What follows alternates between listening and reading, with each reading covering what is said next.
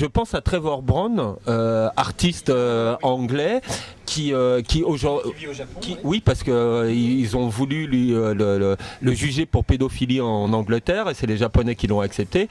Et j'avais envie de savoir un peu ce que tu pensais de cet artiste.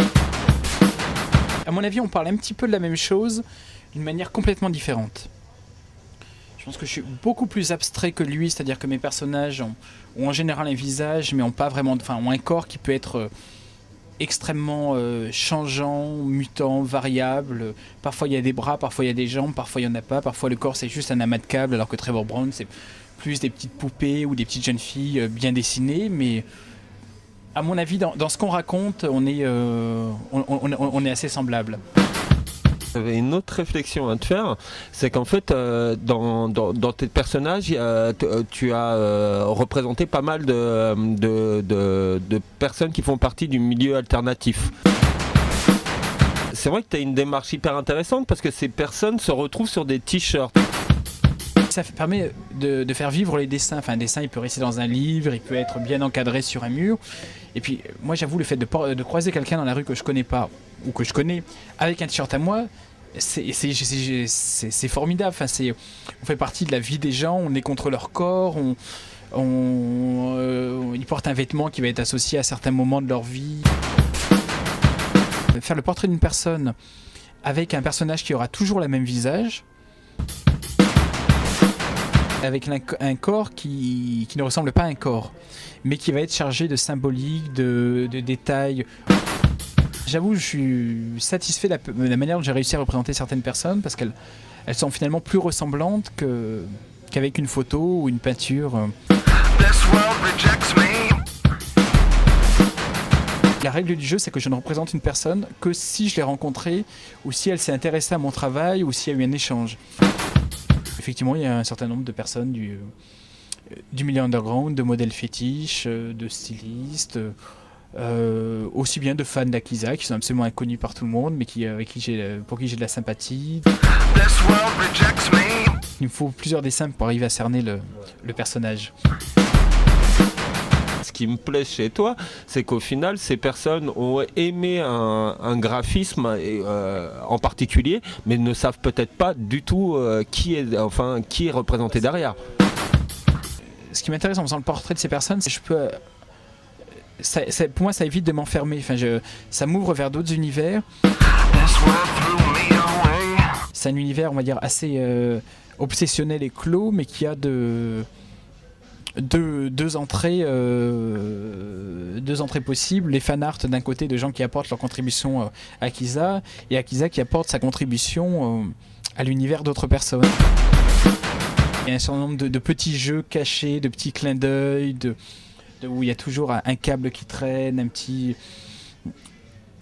orifice rond qui traîne quelque part, mais c'est tout. Genre, on peut partir du Akiza dans une cour de collège sans avoir d'ennui avec qui que ce soit, mais la plupart des t-shirts et des dessins ont un double sens très marqué. En fait, sur Akiza, j'ai réussi, il me semble, à rejoindre deux choses.